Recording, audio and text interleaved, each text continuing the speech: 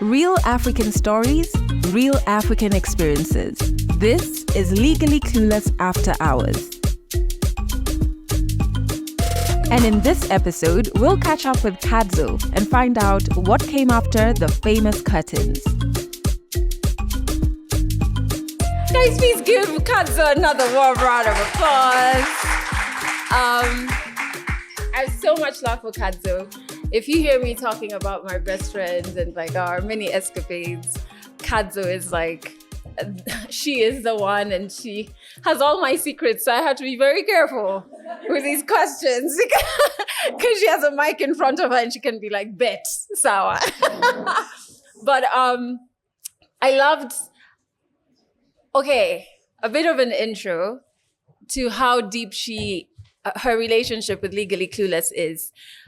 When I was starting the podcast and actually 100 African stories, do you remember? I was just like, oh my God, what are we going to do? She's one of the people I called crying. And then I was like, I have this feature. I recorded this guy in Ethiopia and he was so good. I think it can be a thing. And did you come up with 100 African stories of me? I did the 100 African stories part. And then you did the Legally Clueless. Then there were two other names afterwards. Really? Yeah, one which you launched at K1. Oh, Perspective. Yeah. That one costs the business too much money. But so she's been in the periphery working around Legally Clueless. And then of course, when I was looking for the 100 Africans to record, I had to bully her to come, and she came to my apartment then, and we had wine. I think we were like 2 glasses in by the time we recorded episode 30. Yeah. Which is why it's so hard to edit because my laughter is there. I even forgot I'm not meant to be. Just like, what? It was the wine. But I'm so proud of you. I want to give you your flowers. I've written your card with all of this, but like, I'm so proud of you. I'm proud of just the growth. And I'm so happy that you've allowed everyone else to kind of like tap into the growth, which they're going to understand as we go along today. So if we go back to where you were when we were recording, not even when we were recording episode 30, because a lot had changed by then, right? Yeah. If we go back to that relationship, what do you think your relationship with yourself was then? First of all, fact check to Caleb. He wasn't married. He was with someone. Let's get that. Yeah. For my own self-conscious self. Yeah, it's a me thing. At that point, when we were recording my story, I was, I think, 2 years off of let me start from the beginning. Even when I got out of that, whatever it was, because it wasn't a relationship, I went on a series of others, but I went into them knowing that this is what I do not want. And it kept on being a cycle, and I was okay in my head telling myself, at least now I know what I do not want, so I'm not gonna want that. But again, I'd end up with somebody, and then I still find out that I do not want this, and the cycle kept on continuing. So I had to stop and break my own cycle and ask myself, what do I want? It's cool knowing what I do not want, but I can't keep on going on knowing what I do not want. So and it actually helped me break the cycle. And knowing what you want came from just figuring out what my core values were. So by the time we were bantering on that story, episode 30, which made me trend, gosh. Anyway, I was telling that story at a point of just looking back and being like, wow, what a journey it has been from that point. And even going through, by the way, it did not end there. Like, I got into another thing that was really terrible. But again, it was with the knowing what I do not want and breaking that cycle to be, this is what I want, you know. When if it's a red flag, it's a red flag. If it's a green flag, it's a green flag. if it's an orange flag, it's a red flag because it's turning orange. Because the orange is going to turn into red. Yeah. So like knowing exactly what I want and walking that path of knowing what I want. Yeah. And even having like tight boundaries with myself, because sometimes if you want something really badly, you can romanticize something that is not there to be what you want. Yeah. So even actually, I would say, I call it radical acceptance. Yeah. And with the writing is on the wall thing that I said, sometimes it's just as is, and you have to come to radical acceptance. This is it, Don't overthink it. Let me give you an example. You fall, then now you start thinking, oh my gosh, I need a wheelchair. What if I have my leg amputated? Yeah.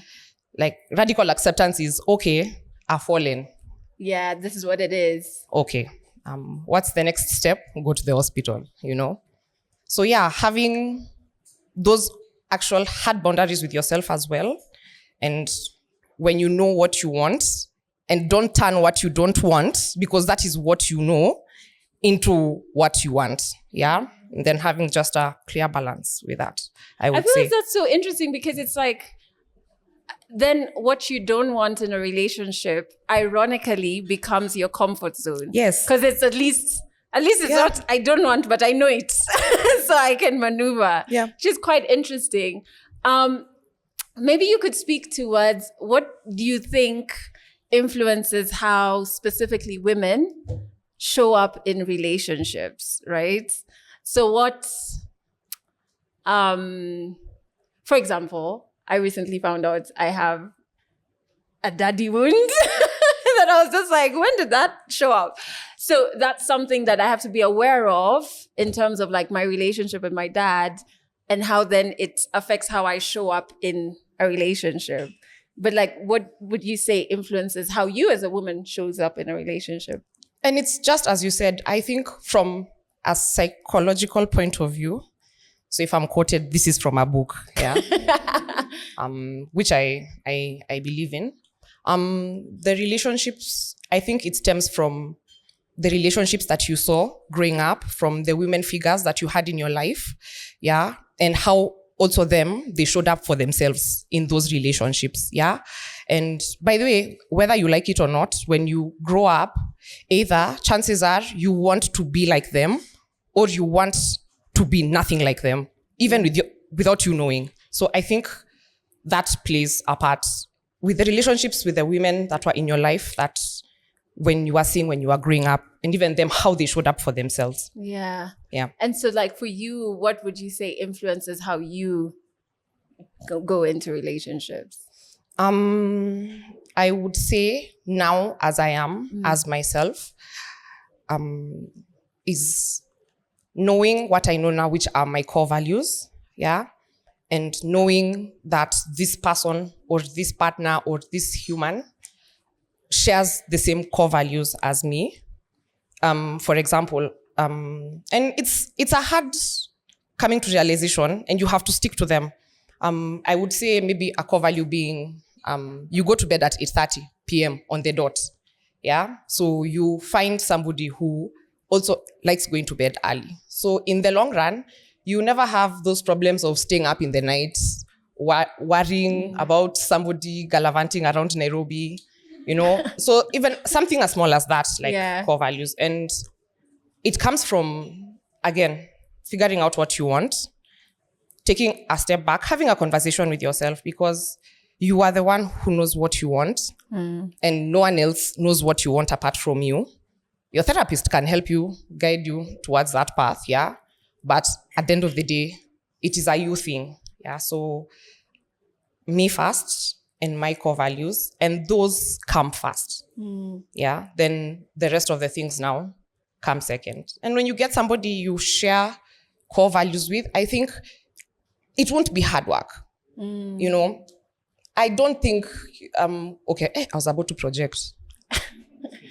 I would say from my perspective, relationships don't need to be hard, yeah? From my perspective, I would say, the fightings and the what Yeah. and how people say that that's how you show love. Well, from my perspective, I would say it doesn't need to be like that, you know? Yeah. It can be calm, it can be boring, it can be aligned. Yeah. And that's what I would look for, what I am looking for. Yeah. I think that's so true because, and I don't know, maybe just like round of applause if you agree with this, is that sometimes we glorify the struggle. Yeah. So then when you get into a relationship and there's no struggle, you're like, you can't fool me. You can't fool me. I completely agree with it. I think it's meant to be like... And even sorry to interrupt you, to add on to that, yeah. Sometimes even now when you get into a peaceful relationship, you don't even know how that looks like. Yeah. Because you're so used to chaos, you even start creating that chaos so that it can be normal, you know? And then now you end up self-sabotaging, and then now it ends, you know? Yeah. So hands up if you've been through heartbreak. If you... It's just like... Put even 2 hands up if you've been through heartbreak. Been there, right? So I want to know, like, how did you know you were on the other side of heartbreak? Like, where you're now coming up for air. What were some of the signs that, okay, I think I'm okay. Like, I think I'm out of the heartbreak. I'd say 2 things. I'd say moving on and healing. Mutually exclusive. You can move on without healing, and you can heal and not move on, you know? So for me, I think I knew I was okay when I had done both. Like I'd moved on. Like the pictures, phone numbers, things that resonate or remind you of, it felt nothing, you know? It was just another picture or another, you delete the number, you know? Yeah. And I was at peace. I had moved on. Yeah. And I had found healing. And healing in terms of, I would say, being okay that happened. Yeah. It's okay. Everyone is a fool. Everyone has, everyone has gone through their own type of foolishness. Yeah. And it's okay. You can remain in the shoulda, woulda, coulda, but it changes nothing. Yeah. You know, what you can do is change your you now and prepare or put in to place things that will make your future self succeed. Yeah. And that's what you have now. Yeah. So it didn't move me anymore. Yeah. I was over it. Have I answered your question? You have. Yeah, because it's kind of like hard. It feels like with heartbreak, we're focused on the hardship part of it so much that we don't even realize when we're becoming a stronger version. It's almost like all of a sudden I can breathe, you know? I know this question is one you're like, this is an interesting one. In terms of the relationships we go through and the things that happen in them, they really can shape our views of let's say if you're a straight woman, other men, either negatively or positively. And sometimes it's so hard to not let them influence how you see other men, right? So I wonder, how did that experience influence how you viewed both men and relationships? Was there any change or... With my experience with the episode 30, let's I would say but in lieu of what had happened to me at that time, and who I was perpetuating, I hope that is the right word, to be at that particular point in time. Because I lost my mom right about the time that I was getting into that, and I'm the first daughter of our household. So I have a younger sister who my mom went to be with the divine powers that exist. And my sister was very young. So the way tradition works, you automatically become the mother of the household, which, by the way, no one asked you to be. You can continue being the daughter, you can continue being the sister. No one asked you to be the mom, but because society and the pressures and stuff, I gave myself that pedestal. Yeah. And it changed from needing to being needed. Yeah. So when I found a space or a person who needed me, it was like, this is the one. Yeah. And now I've in life and stuff like that, and of course therapy, etc. I actually came to realize that I had a mother wound. Yeah. And my mother wound was even much deeper than I thought it was. I won't get into that right now. But yeah, once I sat with myself and the therapist, and just took a look at my trajectory as to what being needed feels like and to what it is. Yeah. And then now sitting with that and seeing how can you need you, and how can you also show up for you instead of showing up for others all the time. Yeah. Yeah. Then now the work where you start showing up for yourself. Yeah. In as small things as saying no, Yeah. No is a full sentence. Yeah. That I pride myself by the in, saying no, and no to even yourself, in you want to do it because you are a giver, that's how you feel that you give the love, but it's taking away from you. Yeah. So even you saying no, I'm sorry I can't come today and listen to you. I'm sorry I can't come and help you. Like, I also had to do that for myself. Yeah.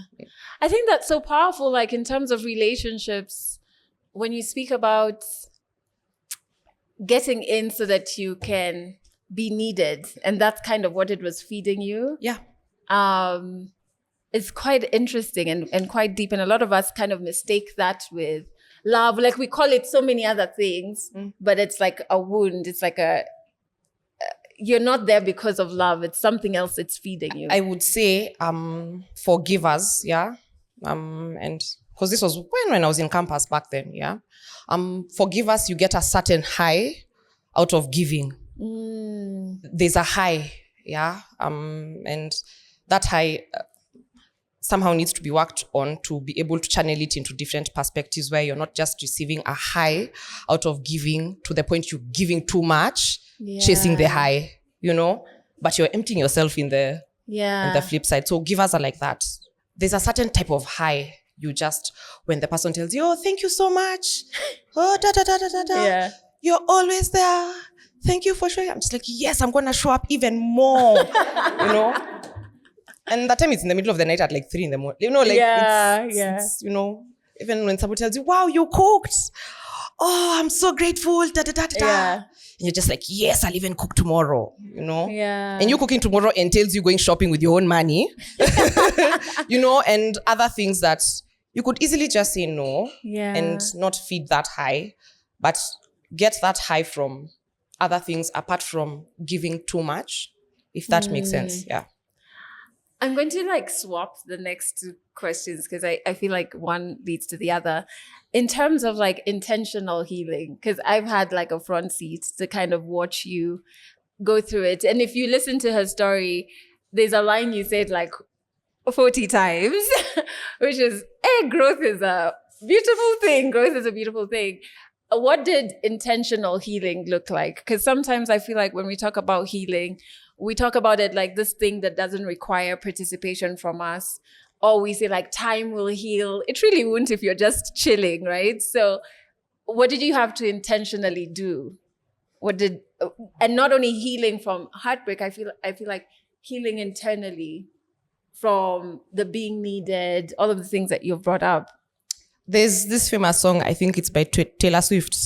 I have no idea of any of her songs. I only know the song she did. She featured Kendrick Lamar on. I think it's her. That's what I was like, now I know it. Is it that one? I won't know. I won't sing it because But there's a line she says, Yeah. hello me, I am the problem, it's me. I've heard it on TikTok. Yeah. Yes. I was the problem. So you had to sit with that. I had to sit with that and circle back and not blame others. Yeah. I am the problem. It is me. I am the problem. It's me. And stop blaming others. Stop blaming the mother wound. Stop blaming the people who didn't show up in my life the way I wanted them to show up because I was projecting. Yeah. Maybe they didn't know that that's the way they should have shown up for me. You know, I had to sit with it and I had to understand it's me. I'm the problem. And okay, so now that I know I am the problem, how can I solve this problem? Yeah. You know, that is me. And how does solving look like? You know, changing your mindset, you know, figuring out what your core values are. Yeah. Putting hard boundaries around yourself and others.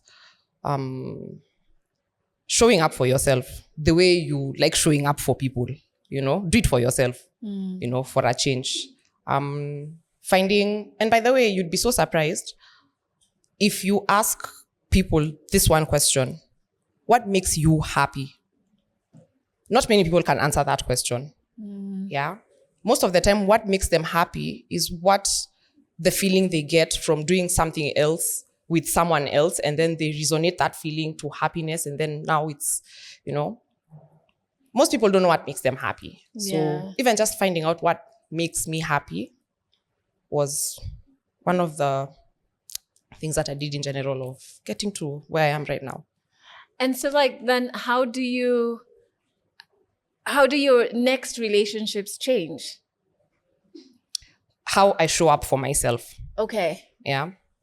So I'm not going into it with the intention of this person liking me. I'm going into it with the intention of me liking this person. Okay. Yeah. How I show up for myself. How I'm not trying to change myself so this person can like me. Yeah. I'm not trying to project my core values so that I can feel like we resonate and force things, you know. Not everything will end in a marriage, by the way, first and foremost. Yeah. Yeah. And that's fine. Yeah, and that's fine, you know. You don't need to date everybody you meet and click with, you know. Also that, like how I intentionally right now, and not even just in relationships and just generally in life, how I show up for myself. Yeah. So it's me first, and then the rest follows. What am I gaining from it? What energy am I expending on it? How much is it paying me? You know, if I am available, and what my time looks like towards this thing, you know. What parts of you now can you say have definitely grown over time and with healing? Can you look back and how we were laughing at that story? What other things can you laugh at? Because you're like, yep, I'm not that person anymore. I've grown from this. First, my age. It was 15 years ago. Yeah. Was it 15 years ago? Yeah. Let me not say, but it was like that period because now people will calculate how old I am. That means for the numbers. Yeah, age, and also how will I say this? I can't sit down with the person I was back then. Yeah. We can't have a conversation. Not that I don't like that person. Yeah. That person made me who I am today. But we cannot sit down and have a conversation. Yeah. And the reason as to why is because I would want to instill what I know now to that person very vigorously, but I can't do that because I wouldn't have been this person without that person. Yeah. So chicken and egg dance, I would say that's what I feel growth is lovely. Because, I mean, if you think about it, even generally in life, everything works out normally. Yeah. in a divine kind of way. However hard it may look like at that time, but like when you bet on yourself and like you really truly wish it to the universe, imagine things normally align. It works out. Yeah. So I'd also say that is also part of growth. Yeah. And the knowledge that I have and the knowledge that I've learned, one thing I had to also learn is listening more and accepting to be wrong. And as I said, radical acceptance.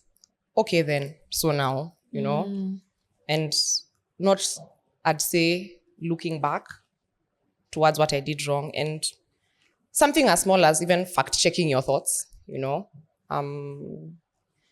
you yourself will tell yourself that you can't do it, but when you fact check it, you realize that you can, and then you go do it. It's like a cold shower, which everybody did today morning. Yeah. You can't do it, and then you shower, and then it was, oh my gosh, that was so, you see? Yeah. Yeah, I would say. Have I answered your question? You have. What I want to, my last question before we open up the Q&A, so Caleb, you can start like winking at people in a dignified way, please. So then what's your hardcore go-to advice in terms of relationships? Because you give really good relationship advice. And she always says it with like, with zero experience. What I think you should do is, but like, so what would be like your, like your one go-to relationship advice that you think everyone, maybe you would like to give people, it's up to them to take it. Yeah. It's a dance. And I would just say, not just in relationships, but in just general well-being and life and lifing, figure yourself out first. Yeah. And then stick to that person you figure out. Defend that person with your all, even including defending against yourself, Figure out what your core values are. Stick to them. Yeah. Accept less. Nothing less. Sorry. Accept nothing less. Accept nothing less, Yeah. because nothing less is out there. Yeah, it is. Let nobody lie to you. I was telling the previous storyteller that we only hear about plane crashes most of the time, but we are not told stories about planes taking off. And planes take off every day, every day, minute of the hour of the, but all we hear about is planes crashing. Yeah. It's there. Just stick to your core values, but also know what your core values are. Comes back to knowing who you are, comes back to sitting down and figuring out who that person is. Yeah. I think that's so wonderful. I think, can we please give Kadzo one round of applause? I've had a front seat just watching like your growth, and even at the time, I think what was misconstrued is that you were quite a few chapters away from that story by the time we recorded it, right? So it wasn't like last night this happened. And so, so I really think it's inspiring to watch just how much growth has happened internally, and then it's manifesting in like how you relate with others. Yeah. True. And I think what I'd also say, even in what I've learned in just generally in life, oh man, stick to it and it'll come.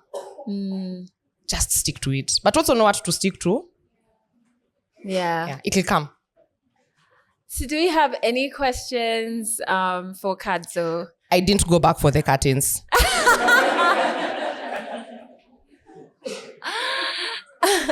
Where did you get the money for the cousins? School fees. What? School fees. School fees. Oh my goodness. No. I'm kidding. That's a joke. We'll take it too seriously. If there are any questions. Okay, so first, congratulations on your growth. You're not buying curtains anymore, so that's awesome. I'm buying them, but for myself. Yes.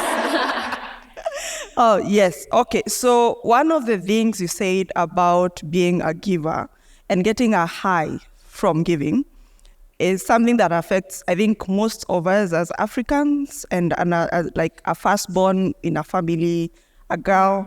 So when you draw the boundaries, how did you get over the shame? No, not really the shame, but remember when you don't give, the guilt of not giving, because you feel so guilty.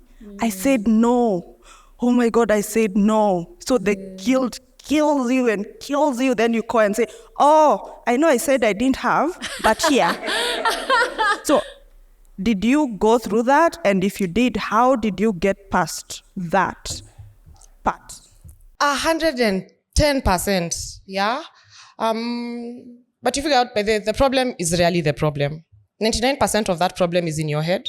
1% is the reality that now you're looking at with that problem in your head. Yeah.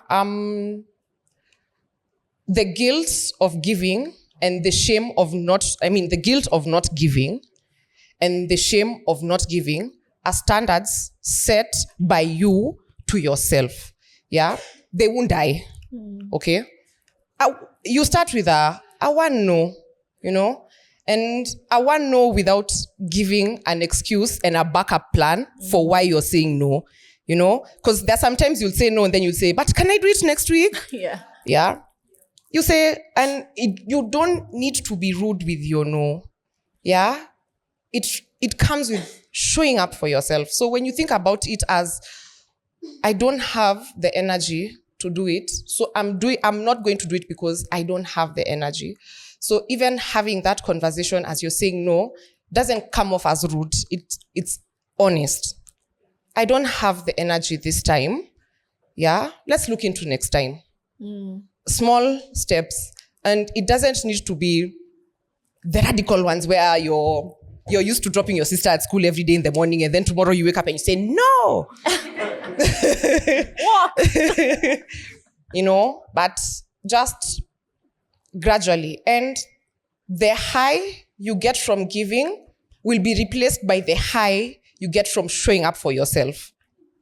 The high that comes from, I did it, is so much better because it is a you high and you give to yourself rather than the high you would get from giving and you don't have to give, or giving and your cup is near full. Yeah. And when you get to that point in time, you will figure out how to develop boundaries within where you can give and also receive, where that your cup is not getting empty. It's being filled by somebody else who's giving you, and now you win off that cycle of the high. Yeah. And the high is replaced by showing up for yourself in a bamba, I'd say. But small steps, the guilt is, chances are, it is you who put the guilt to yourself.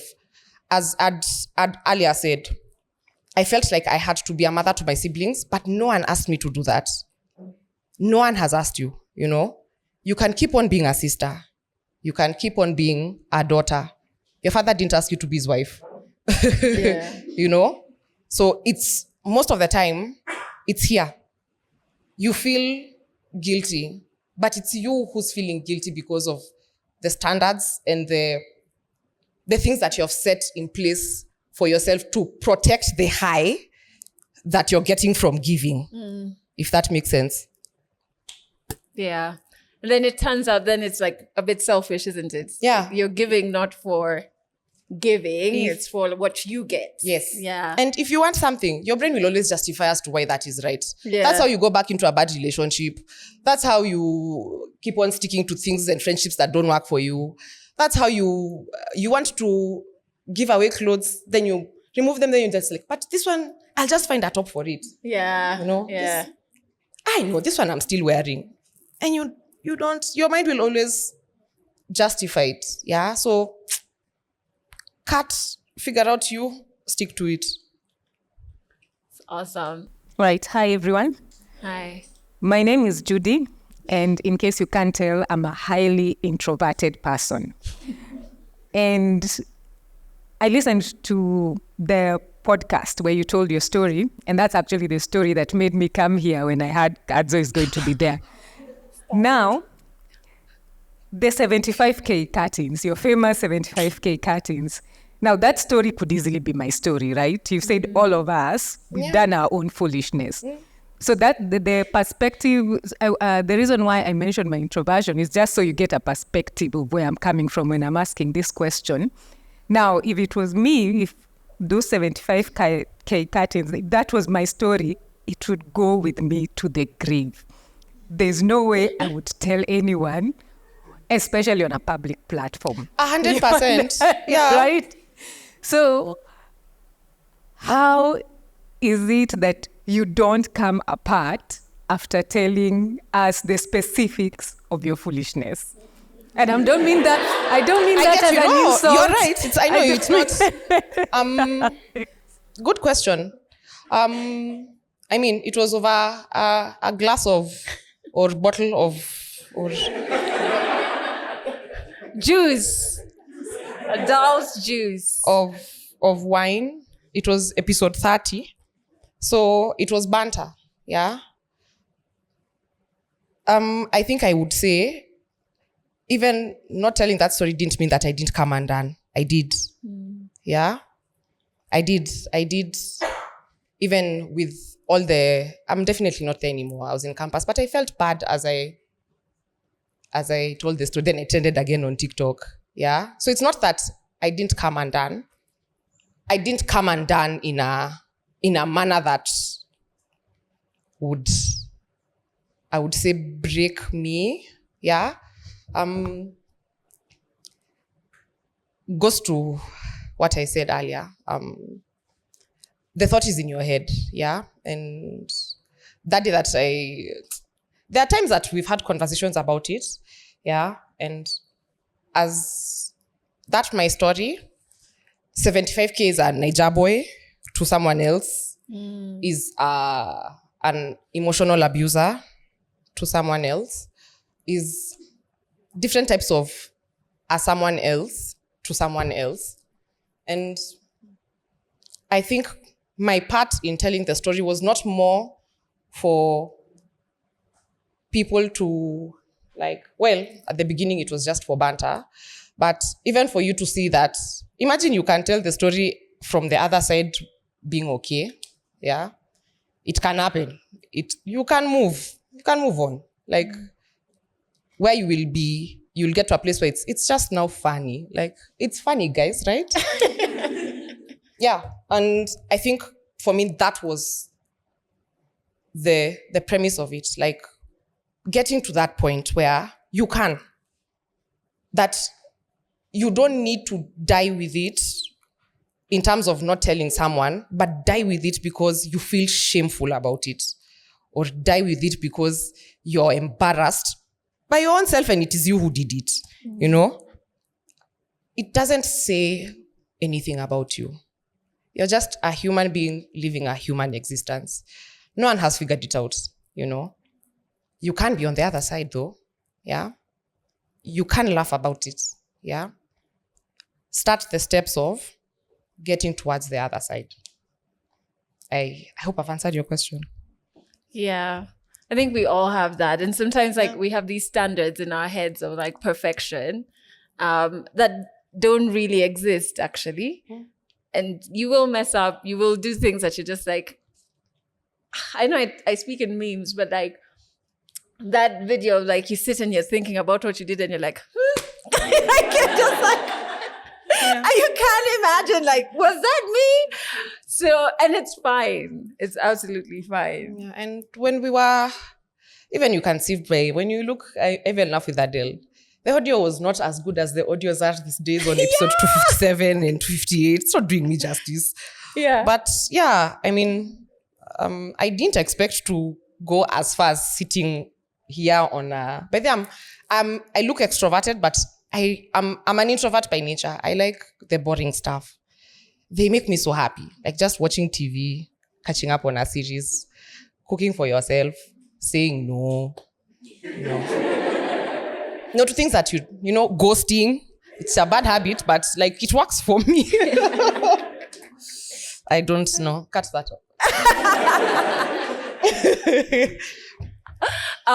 Do we have any other questions? Where's Caleb? Oh, so Caleb is here. Hi, everyone. Hi. My name is Susan. I am a firstborn girl who has also lost a parent. I have a younger sister, and I've been doing a lot of thinking about like, how can we help these other firstborn girls that are younger than us to just not feel that pressure? It's very unnecessary. You said you can stay being the sister. You can stay being the daughter. But how? I think I would say knowing that you also lost a mom. It's not just them who lost a mom. Even you lost a mom. Yeah? And starting from there. And knowing that those are not shoes that you need to feel. Yeah? And also knowing that them, as your siblings, as your father, they also need to show up for you. Yeah? As much as you're showing up for them. And communicate it, you know?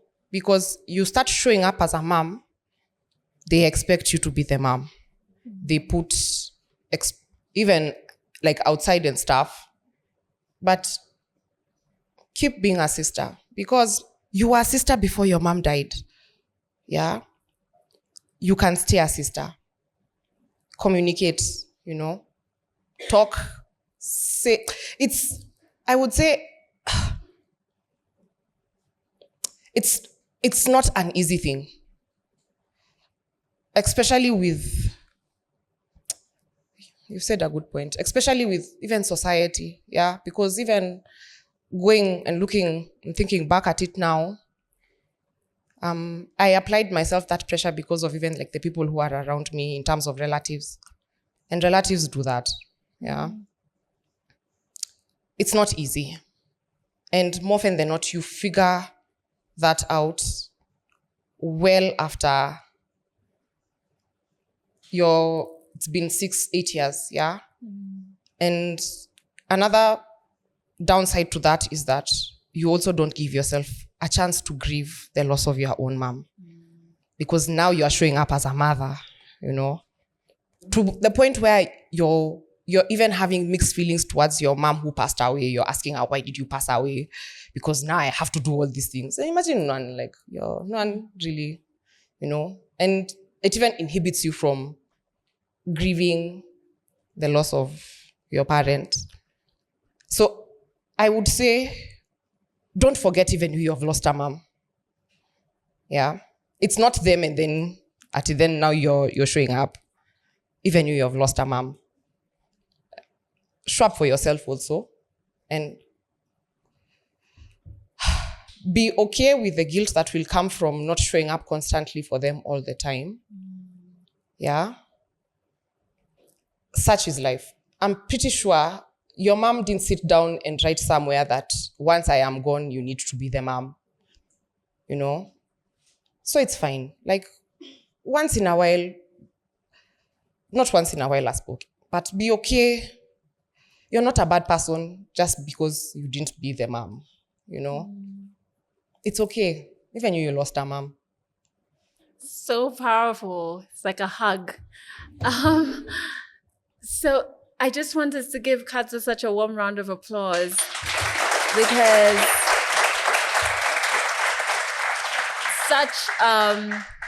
it's such a powerful story. If you're shallow, you won't understand like the depth in it.